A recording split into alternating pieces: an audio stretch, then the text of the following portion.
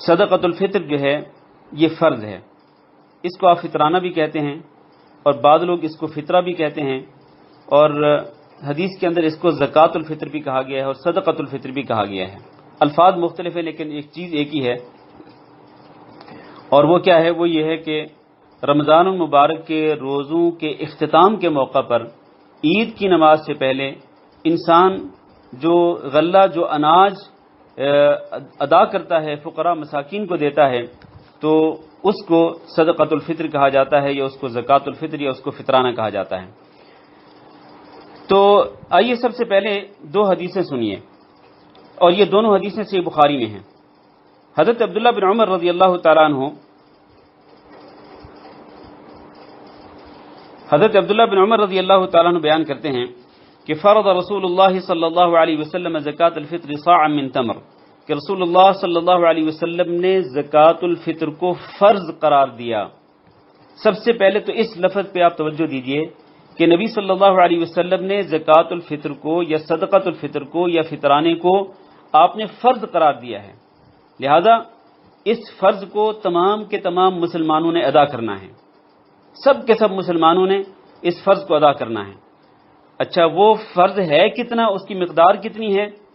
فرمایا رسول اللہ صلی اللہ علیہ وسلم نے زکوٰۃ الفطر کو فرض قرار دیا، اور وہ ہے کیا؟ کھجور میں سے 1 صاع یا جو میں سے 1 صاع، اور یہ کس کس پر ہے یہ فرض؟ غلام پر بھی، آزاد پر بھی، مرد پر بھی، عورت پر بھی، چھوٹے پر بھی اور بڑے پر بھی، من المسلمین، مسلمانوں میں سے۔ اس سے یہ بھی سمجھ آتی ہے کہ صدقۃ الفطر فرض صرف کس پر ہے؟ مسلمانوں پر ہے، غیر مسلم صدقۃ الفطر ادا نہیں کر سکتا۔ مسلمانوں میں سے ہر ایک پر، چاہے وہ بڑا ہو چاہے وہ چھوٹا ہو، چاہے وہ مرد ہو چاہے وہ عورت ہو، چاہے وہ آزاد ہو چاہے وہ غلام ہو، ہر ایک پر، مسلمانوں میں سے ہر ایک پر یہ لازم ہے کہ وہ صدقۃ الفطر کو ادا کرے۔ اور وَأَمَرَ بِهَا أَن تُؤَدَّى قَبْلَ خُرُوجِ النَّاسِ إِلَى الصَّلَاةِ، اور نبی صلی اللہ علیہ وسلم نے حکم دیا کہ زکوٰۃ الفطر کو ادا کیا جائے عیدگاہ کی طرف لوگوں کے جانے سے پہلے، یعنی عید کے دن جب عیدگاہ کی طرف جانا ہو تو اس کی طرف جانے سے پہلے نبی صلی اللہ علیہ وسلم نے زکوٰۃ الفطر ادا کرنے کا حکم دیا، تاکہ عید کی خوشیوں میں فقراء اور مساکین کو شریک کیا جا سکے۔ اس سے یہ ثابت ہوتا ہے کہ زکوٰۃ الفطر ادا کرنے کا سب سے افضل اور سب سے بہتر وقت کون سا ہے؟ عید کی نماز سے پہلے کا وقت ہے۔ اس وقت آپ زکوٰۃ الفطر ادا کریں اور فقراء اور مساکین کو خوش ہونے کا موقع دیں، عید کی خوشی میں ان کو شریک کریں، یہ سب سے بہتر اور سب سے افضل وقت ہے۔ اچھا، اسی کے متعلق میں ایک اور بات بھی بیان کر دوں، سب سے افضل اور سب سے بہتر وقت تو وہی ہے عید کی نماز سے پہلے، لیکن اس سے کتنا پہلے؟ عید کی نماز سے کتنا پہلے صدقۃ الفطر کو ادا کر سکتے ہیں؟ اس سے پہلے 1 دن یا 2 دن یا زیادہ سے زیادہ 3 دن پہلے تک آپ صدقۃ الفطر کو ادا کر سکتے ہیں۔ اس کی دلیل کیا ہے؟ حضرت ابو ہریرہ رضی اللہ تعالیٰ عنہ کی آپ نے ڈیوٹی لگائی تھی کہ زکوٰۃ الفطر کا جو غلہ اناج وغیرہ جمع ہو رہا ہے، آپ نے رات کو اس کی نگرانی کرنی ہے تاکہ کوئی چور اس میں سے اٹھا کے نہ جائے۔ تو آپ کو واقع یاد ہے کہ 3 راتیں مسلسل شیطان آتا رہا انسان کی شکل میں، اور وہ اس میں سے آ کے چوری کرتا تھا، لیکن آخرکار حضرت ابو ہریرہ رضی اللہ تعالیٰ عنہ نے اس کو پکڑا اور اس کو کہا کہ میں نہیں چھوڑوں گا تمہیں۔ تو اس نے جاتے جاتے یہ کہا تھا کہ تم اگر آیت الکرسی کو پڑھ لو تو پھر تمہارے قریب شیطان نہیں آ سکتا، کوئی چور تمہارے قریب نہیں آ سکتا، اور تمہارے مال کی حفاظت جو ہے وہ اللہ تعالیٰ کرے گا فرشتوں کے ذریعے۔ تو نبی صلی اللہ علیہ وسلم نے بھی پھر اس کی تصدیق کی تھی کہ ہاں وہ تھا تو شیطان، جھوٹا شیطان تھا، لیکن اس نے بات سچی کی ہے۔ تو آیت الکرسی پڑھنے کی ترغیب دی نبی صلی اللہ علیہ وسلم نے۔ اس حدیث سے ثابت ہوتا ہے کہ 3 دن سے لوگ زکوٰۃ الفطر کا اناج غلہ وغیرہ جو ہے وہ وہاں پر جمع کر رہے تھے، جس کا ڈھیر لگا ہوا تھا۔ تو زیادہ سے زیادہ 3 دن پہلے تک زکوٰۃ الفطر کو، فطرانے کو ادا کر سکتے ہیں۔ اچھا، آج کل جو ایک مسئلہ بنا ہوا ہے، لاک ڈاؤن ہے، کرفیو کی صورتحال ہے، تو آج کل کی سچویشن میں کیا کیا جائے؟ بہت سارے لوگ یہ پوچھ رہے ہیں، بہت سارے ہماری بہنیں بھی سوال کر رہی ہیں۔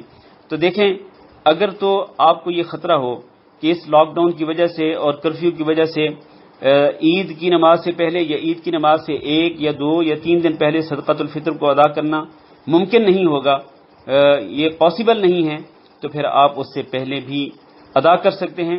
خاص طور پر اس طرح کہ اگر آپ کسی خیراتی ادارے کو آپ دیتے ہیں یہ صدقۃ الفطر، فطرانہ جو ہے آپ کسی خیراتی ادارے کو دیتے ہیں، تو خیراتی ادارہ اس بات کا پابند ہوگا کہ وہ عید سے پہلے، عید سے کچھ پہلے یا عید سے ایک دن پہلے یا 2 دن یا 3 دن پہلے وہ آپ کے پیسوں کے ساتھ وہ اناج کو خریدے اور اناج خرید کر کے وہ فقراء مساکین میں تقسیم کر دیں۔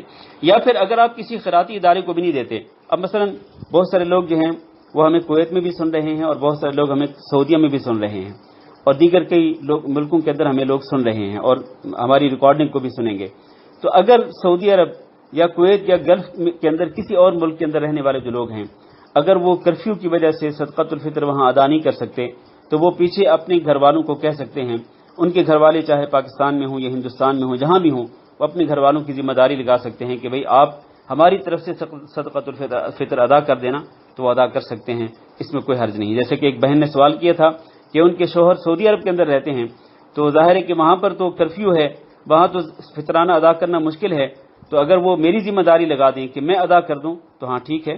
اگر کوئی شوہر جو ہے وہ اپنی بیوی کے ذمہ لگاتا ہے یا اپنے کسی اور قریبی رشتہ دار کے ذمہ لگاتا ہے کہ میری طرف سے اور میری پوری فیملی کی طرف سے فطرانہ ادا کر دینا عید سے پہلے یا عید سے 1 دن یا 2 دن یا 3 دن پہلے، تو اس طرح بھی فطرانہ ادا کیا جا سکتا ہے، اس میں کوئی حرج نہیں۔ آخری بات یہ ہے کہ میں دوبارہ ایک بات کو ریپیٹ کرتا ہوں کہ نبی صلی اللہ علیہ وسلم نے جو چیز فرض کی ہے وہ کیا ہے؟ وہ 1 صاع ہے غلے کا، اناج کا۔ اور حضرت ابو سعید الخدری رضی اللہ تعالیٰ عنہ بیان کرتے ہیں، جو میں دوسری حدیث بیان کرنے والا تھا وہ بھی صحیح بخاری کے اندر ہے، اس میں بھی یہ بیان کرتے ہیں کہ ہم نبی صلی اللہ علیہ وسلم کی حیات مبارکہ میں فطرانہ ادا کرتے تھے جو سے، اسی طرح ستو سے، اسی طرح جناب منقع سے، اسی طرح کھجور سے۔ یہ وہ چیزیں تھیں جو اس دور کے اندر لوگ کھاتے تھے، یہ خوراک کے طور پر استعمال ہوتی تھی، منقع بھی، کھجور بھی، اسی طرح جو بھی، ٹھیک ہے، ستو بھی استعمال ہوتے تھے بطور خوراک۔ تو حضرت ابو سعید الخدری کہتے ہیں کہ ہم یہی جو چیزیں ہوتی تھیں نا خوراک کی، ہم یہی چیزیں 1 صاع دیتے تھے پر ہیڈ، ایک شخص کی طرف سے۔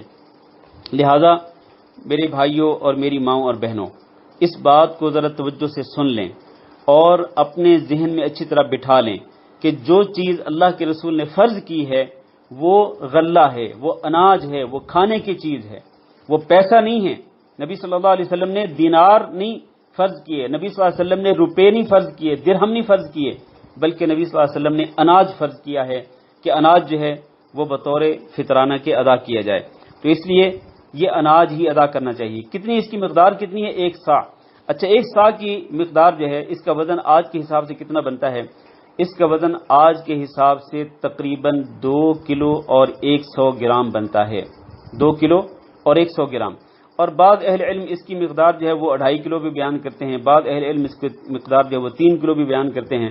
میں سمجھتا ہوں کہ اگر انسان 2.5 کلو کے حساب سے پر ہیڈ 2.5 کلو کے حساب سے غلہ دے دے تو اس کا فطرانہ ادا ہو جائے گا، چاہے وہ آٹا دے، چاہے وہ چاول دے، چاہے وہ کھجور دے، چاہے وہ جناب ستو دے، چاہے وہ جو دے، کوئی بھی چیز جو خوراک کے طور پر استعمال ہوتی ہے، اگر یہ چیز 2.5 کلو کے حساب سے پر ہیڈ دے دی جائے تو انشاءاللہ یہ فطرانہ ادا ہو جائے گا۔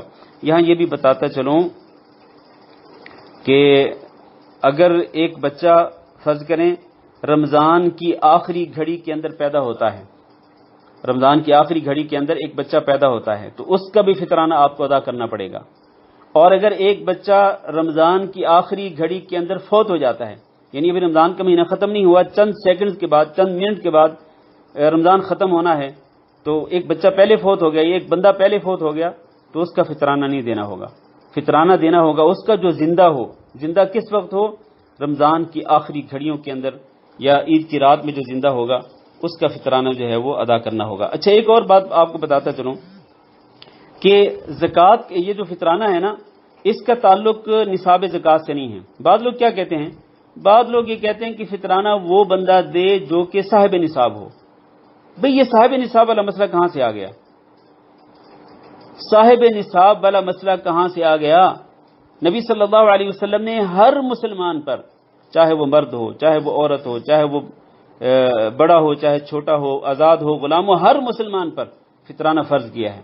لہذا اس کا صاحب نصاب ہونے سے کوئی تعلق نہیں ہے۔ بندہ اگر صاحب نصاب نہ ہو تب بھی اس کے لیے ضروری ہے کہ وہ فطرانہ ادا کرے۔